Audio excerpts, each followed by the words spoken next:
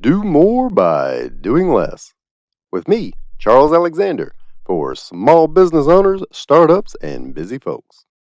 Lauren, you have been traveling all over planet Earth. I joked in a van down by the river. Obviously, I was guessing more sophisticated than that. Well, where all have you been? Oh my goodness. So yeah, my partner and I traveled all over the country for the last year and a half. They've been doing it for 3 years. I've been doing it a year and a half. And it was so cool to wake up to a different sunrise every morning, at a different campsite. And it was really interesting because I've been in business for myself for a long time, since about 2006. And this was the first time that I had to really figure out, like, how am I able to do this and do it completely remote and really simplify all of my systems to be able to live off the grid, essentially, for an entire year and a half and have my calls with my clients, have the bandwidth to be able to do the projects that I wanted to do.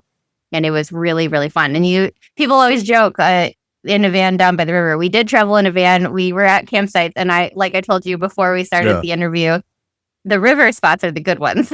So we can only hope we're down by the river if we pick out the right campsite. Chris character had it. Yeah, exactly.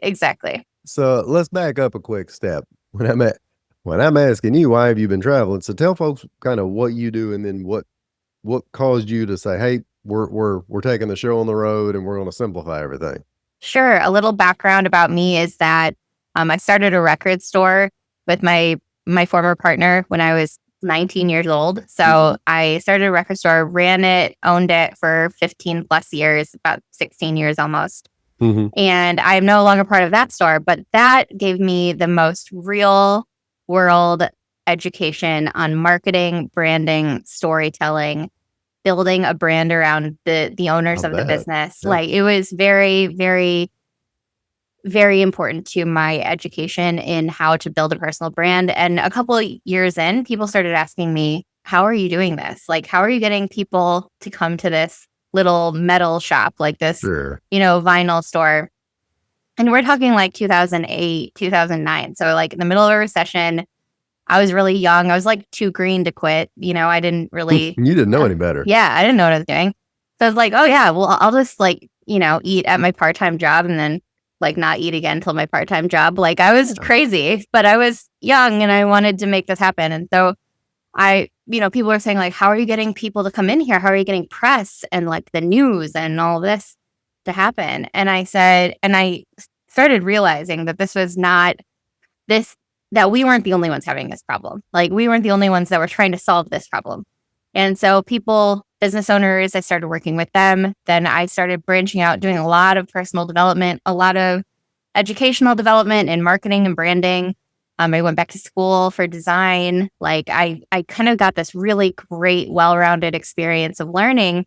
And I started realizing that if you're an entrepreneur, you're a podcaster, you're a speaker, you are really building essentially the same thing around your business, and that's community, and it's trust, and it's stories, and it's this beautiful cloud of branding and personal branding where you can really connect with people.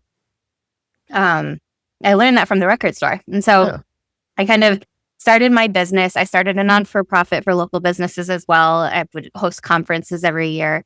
But I started my business a couple years in to kind of fit that need and to help other people along the way. And that's brought me to now. So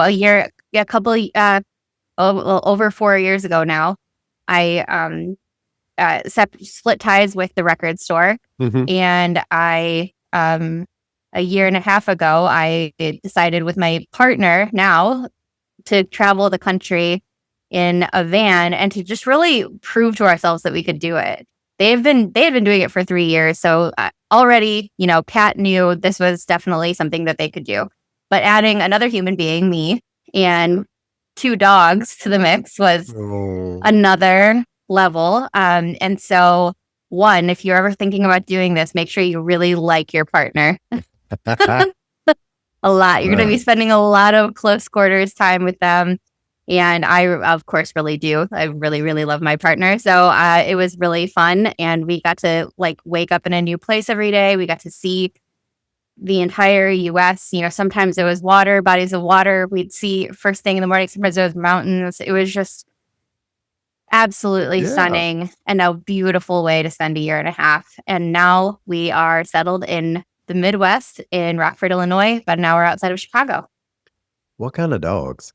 Oh, we have a Boston Terrier, and then we have a mutt. She's a Chihuahua Shih Tzu mix, but she looks like, I don't even know what she looks like. She's goofy. She kind of looks like the dogs that were like in the movies and in the 90s, the little furry, tiny furry dogs. So she's so cute. Dogs that fit in a van that are well behaved. Our Boston was a puppy, so that was a learning curve for all of us. We had to and Bostons have so much energy, but he got lots of hikes. He's our hiking boy. He loves going up mountainsides and sniffing all the sniffs. And the other one, she's old, and she was just like, leave me here on the bed, She's okay. Please, let's cuddle in the lawn chair. That's all I really care about. So it was really fun. Well, everything I know about running a record store comes from High Fidelity, so that may not be a good frame of reference. One of my favorite movies of all time. And if you actually watch that movie, if you own a record store and you watch that movie, you die because it's so accurate. The person, I forget his name who wrote that. I had the book too. What was his name? Yeah. If you hadn't asked, I got to tell you. Okay. Sorry. We'll Google it. Yeah. Yeah, no, he definitely had worked in a record store or really talked to the people who did or spent a lot of time in one because it is spot on and it is a great frame of reference. I've always heard it's to record stores what Office Space is to, the rest of us. Yes. Which was straight on the money. Either way, going back to... I'm a music nerd, so I loved being in that environment. I'll bet. So look, and for those watching, listening, you coach people. You coach them one-on-one. You have masterminds. Let's see. Hold on. Masterminds one-on-one. You got a speaker package, or you had one. You have one. So for a lot of the people that watch, listen, most of them are service-based, 10, 20 employees, maybe, most of them solopreneurs, honestly. And they're, checking email at 9 p.m., working on the weekends, missing kids' events, not packing up, heading in a van anywhere because it causes too much panic and stress, or if they do, they work the entire time. So take me through some of this. Before you guys left, obviously you're looking at how you operate. Even if it's Streamline, you're having to think, we're going to have to cut some stuff, change some stuff. What was some of the first things you thought of or worked on as you began that process? Yeah. So one, we're privileged in the way we do not have children. So it was easier for us to be like, and I love the way you say privileged. So we're privileged. We don't have to.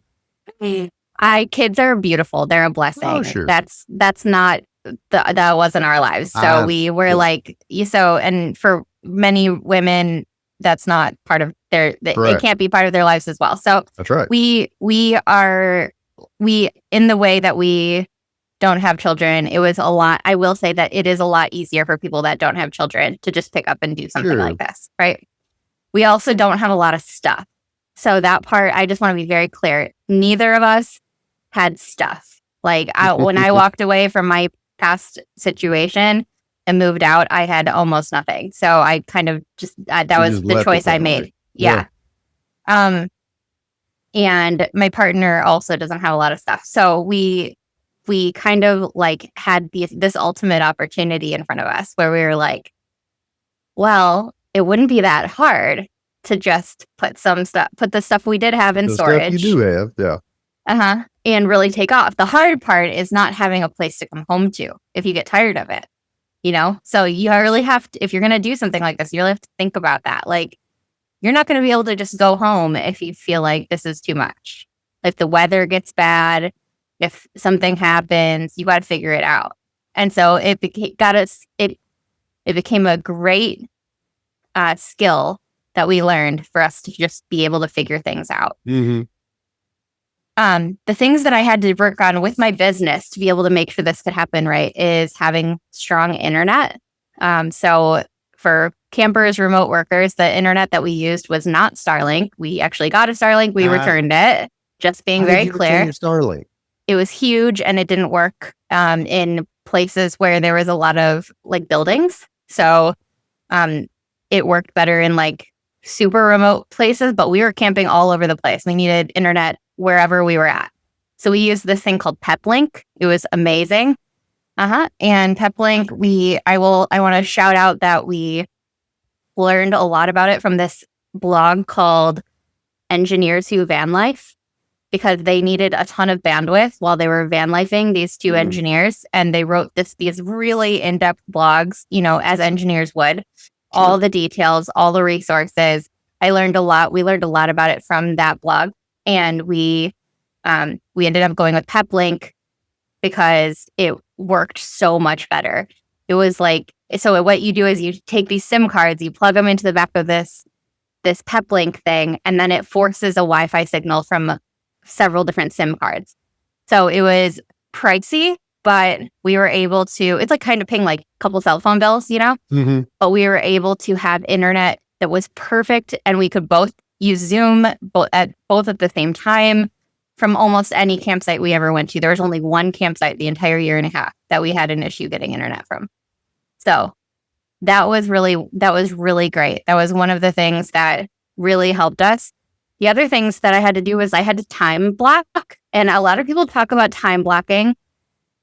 But I don't feel that traditional time blocking works for me the way that it works for other people, where they have like sections in their day where they're like, this is what I do here, this is what I do here.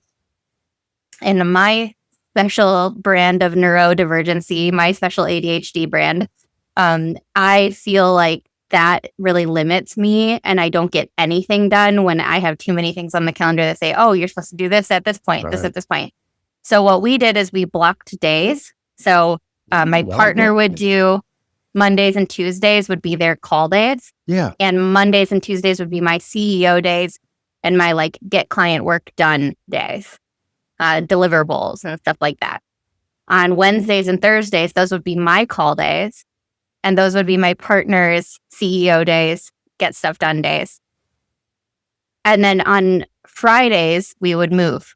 So we would move from one campsite to the next campsite. And then that's how we kind of built our schedule.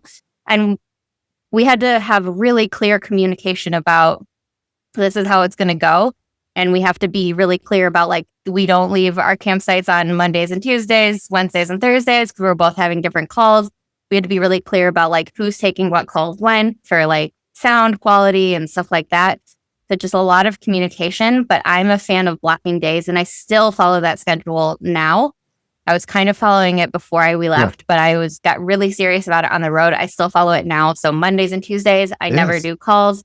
We're recording this on a Thursday. I only do calls on Wednesdays and Thursdays. Yes. Fridays, I don't do any calls. I sometimes work, but most of the time I give myself off on Fridays. And that's because I really appreciate that lifestyle now. Yeah. And I know I made it happen when I needed to make it happen. So that means I can make it happen anytime. Man, I wish if we were in a bar and as a bartender, I would have just rang a bell right there because I'm too excited. Look, and for watching, listening, look, blocking out days, so when you said you weren't time blocking, I was about to get nervous and think, oh gosh, she's going to tell me she's doing 17 things at the same time. Nope. Blocking days, and I've used this example, I'll use it until I am blue in the face. Athletes, actors, they all do this. An athlete has a practice day, a game day, a recovery day. An actor has a rehearsal day, shooting day, recovery day.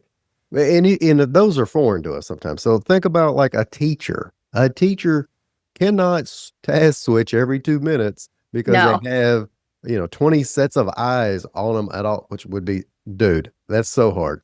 But look, they have teaching blocks or days. They have planning days. They have grading, not days, but they do it in blocks, or authors. Yeah. A lot of folks are writers, right? You might have a research day, then you've got a writing day, and then you got an editing day.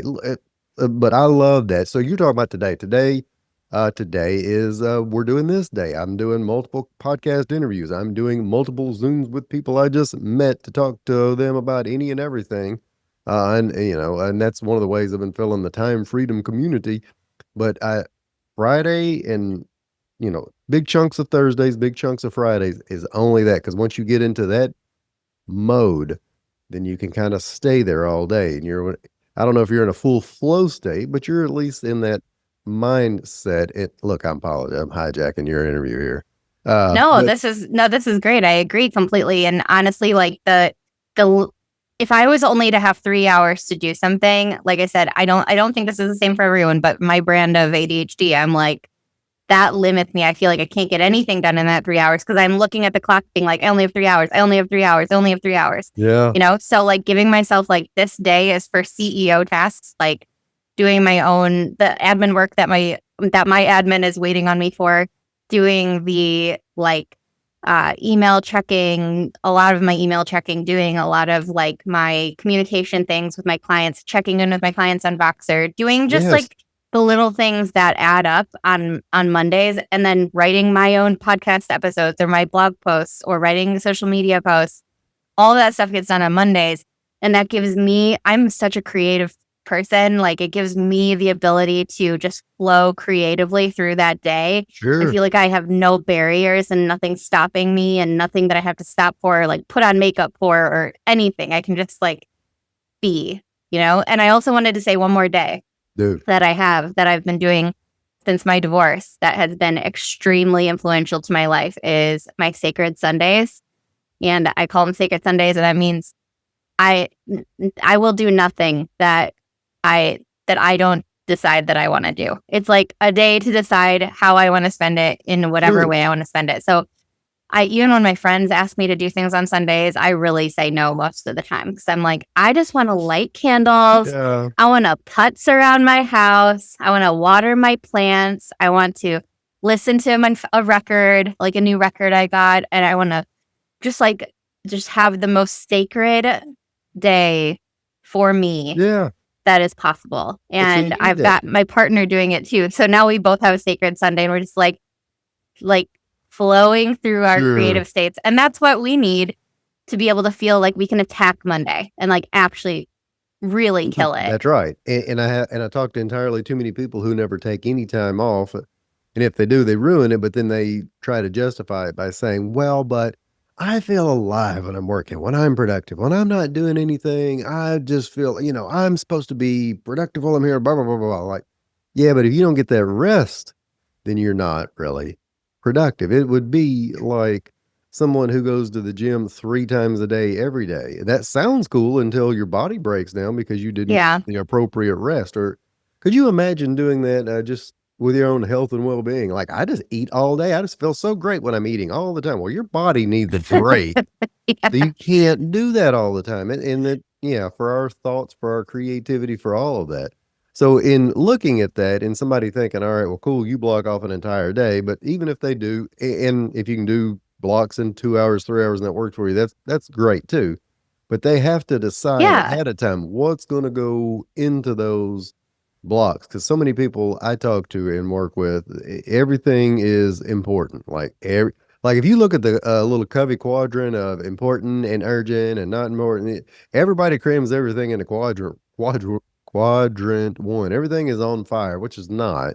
So how do you go about deciding what are the most important things that make everything else fall into place? I think that's like every entrepreneur's number one struggle, right? That's like what thing is a priority. If I'm thinking about it for myself, truly, I think I start with what is going to move the needle the most that day. Of course, you said move the needle. Yeah, true. Sure. I didn't think about it. Yes. What's going to move the needle the most that day? Like, what is the thing that I will be so relieved once it's done? But I am a very feeling person. When people are more logical or more in the thinking brain, maybe they could look at it like, what is going to make me the most money and have the most impact in this day if I get this accomplished, I think also sometimes people are addicted to selling things. So they'll sell lots of packages, sell lots of time, they'll kill the sales game, but then they don't have the proper amount of time set aside for delivery and consistency. And so that's another thing that that's another thing I would suggest is like when you're looking at your priorities, it will feel like a nice little dopamine hit to get that sale and to be like, I should work on this sale. I should work on this thing that's going to get me a bunch of wins. But over time, your business will deteriorate if you don't show up as a consistent person who delivers well.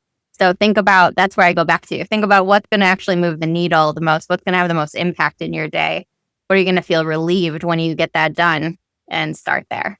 Yeah, you become Comcast at that point where you're just dying to get new customer. And as soon as you get them, you just poop the bed in terms of onboarding them or giving them a good experience. Yeah. And of course, I also run into people who do it backwards too. They just absolutely love on their clients only, and they don't. And they never sell anything. Oh my God. They don't create any pipeline. Bless their sweethearts. Like, well, if I just take care of them, like, I know, but you've got 5 and they're good, but they're not referral sources. But yes, in either case, that's what moves the needle in terms of your business is what you have to look at. And what I've had to work with people on, and it's a little bit of a painful process, but always works out, is that if you don't know what that is, and most folks can figure it out, but even if you don't, write down what you're doing over the course of a handful of days, and then go back and reflect on it. Which of these actually matter? And that, and if you can't do that, you've got a calendar, you've got your browsing history, strangely enough, that's tracking everywhere you're going. You can look at your phone and see, what have I been up to? And then if 2 hours of block blast wasn't getting it done, then we'll know, right? Then that probably should have been time spent elsewhere. So go ahead. I was going to say, I think a lot of times people are like, well, I have to do this myself because I can't afford to delegate. I can't afford to get an admin.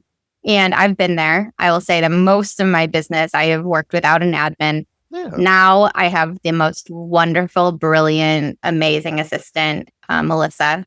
And she is like a second me. So I love her so much. But I would also suggest that you get really good at figuring out how you can delegate some of the things you do to different apps or to different softwares that you can use, like Later for scheduling social media posts, or like Calendly for having people book calls, or even like when I schedule my own podcast guests for the Real Personal Branding podcast, I have them book through Calendly. I do their intake through Calendly. All of the stuff is there. So then it shows up on my calendar.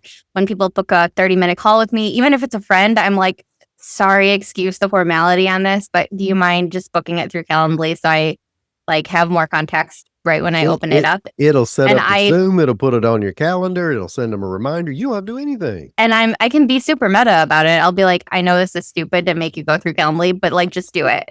And everyone is happy to agree and happy to do it. So think about what you can delegate through processes and systems in your business, and think of that as your employee for now until you have the ability to get somebody to help you inside your business. That's another benefit of trying to identify everything that you're doing. Look at it. Is there a tool that will do it? And every time I mention AI, people's eyes gloss over, but we just started using the term AI, but automation and systems, all that's been around for a long time. But so long, $1,000,000% correct. What CRM, what can Zapier, and that's what I call it. I don't know if it's Zapier or not, but whatever. What can it connect together? Find things that tie into your Gmail to make all that process a lot easier. So look, you're automating, you've delegated. How do you figure out, since, y'all had to eliminate some stuff. So you get ready to streamline your processes here. How did you figure out what to eliminate, or did you eliminate anything? How did I figure out what to eliminate? Yeah. I think I had to really focus on what my ideal day would look like and what my ideal week would look like. Yes. And be really clear about that and give myself permission to have that. I will say that there were times in my life where I was running a business, a nonprofit, and I was running the local business, my nonprofit, and my consulting business. And I did not feel that I had the ability to look at my life and say, what was my ideal day? And then go for it, right? Like now I have the ability to just go for it if I want to. But at that time, I felt very like pulled in every direction. Sure.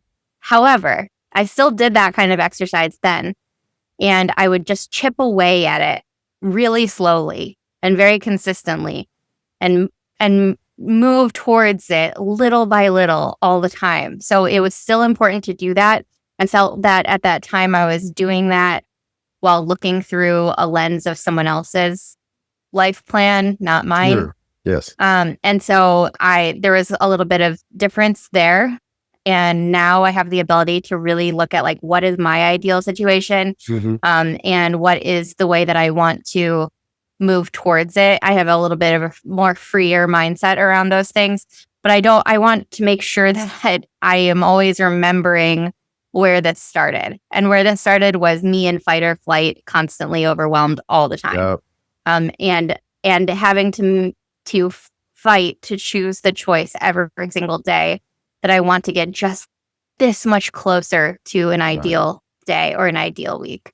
And so by the time I got to van life, it was a lot easier to make those choices for myself.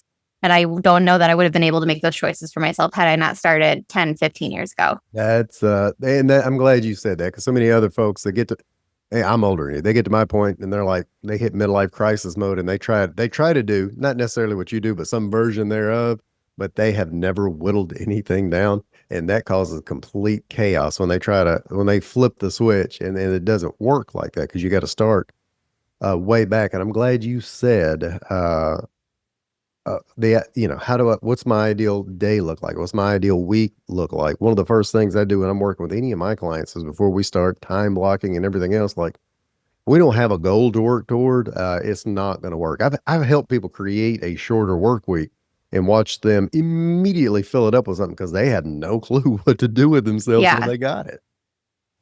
And that's where you have to really ask yourself, what is your ideal day? Because Charles' ideal day is different from Lauren's ideal day. There's no it's different candles from one of my clients. Exactly.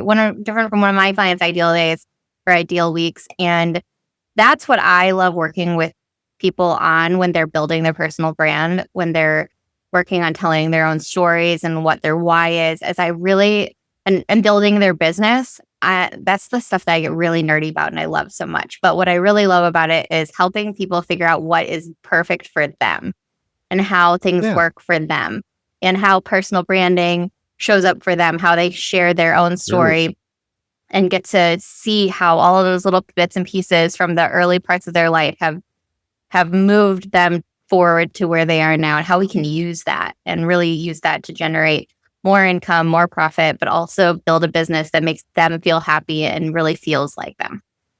So and Holly, that flew by quick. So in terms of, I'm going to make a quick switch here, but not a major one. So out of all the things you're doing now, is there anything that you feel like in any area of your life you should be doing maybe a little bit less of?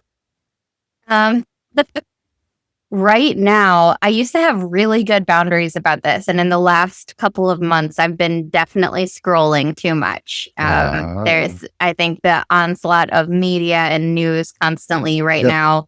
I'm not trying to date this podcast episode in any way, but no, everything will still be crazy whenever it airs.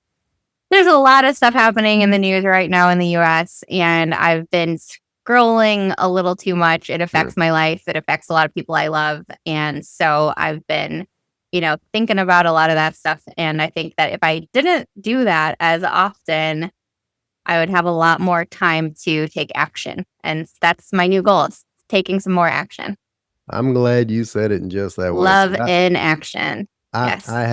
That's a great philosophy. I've told many of folk for the very exact same reason. No matter, and when I say news, whatever side of the news you're on, it doesn't matter. But, and I say it doesn't matter, it matters. But the point is, if you're just doom scrolling all the time, getting upset at whoever, you're not helping anybody, especially yourself. If you're going to do something with it, most people don't, but if you're going to do something with it, fantastic. You scroll for long enough to figure out what you're supposed to do. Yep. Then go do it. Whether it's a protest, counter protest, writing a congressman, starting a nonprofit.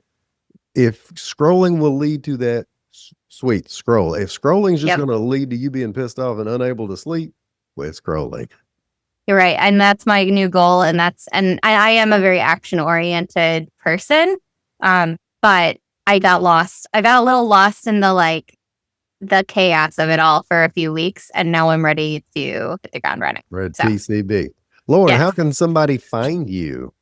I am L Davis Creative everywhere, all over social media. But the place that I hang out the most is Instagram and LinkedIn. So please come find me on either of those places. Lauren V. Davis on LinkedIn and L Davis Creative on Instagram. Sweet. Lauren, thanks so much for hanging out with me today. Thank you. I'll talk to you soon. Bye. Bye. If you're an entrepreneur, solopreneur, advisor, agent, or freelancer, listen up. If you'd rather do what you love, spend more time with family, friends, traveling, exercise, sleep, have the time to do what you want instead of putting out fires, fighting never-ending to-do lists, checking email at 9 p.m., then go to yourcharlesalexander.com. I've created the toolkit you need with all the bells and whistles to help you streamline your workflow without sacrificing your income. Just go to yourcharlesalexander.com, scroll to the bottom, grab the exclusive toolkit, and start seeing results right away and take the first step toward a more balanced work life. And as always, if you don't, an angel may actually lose its wings. True story. Have a great day.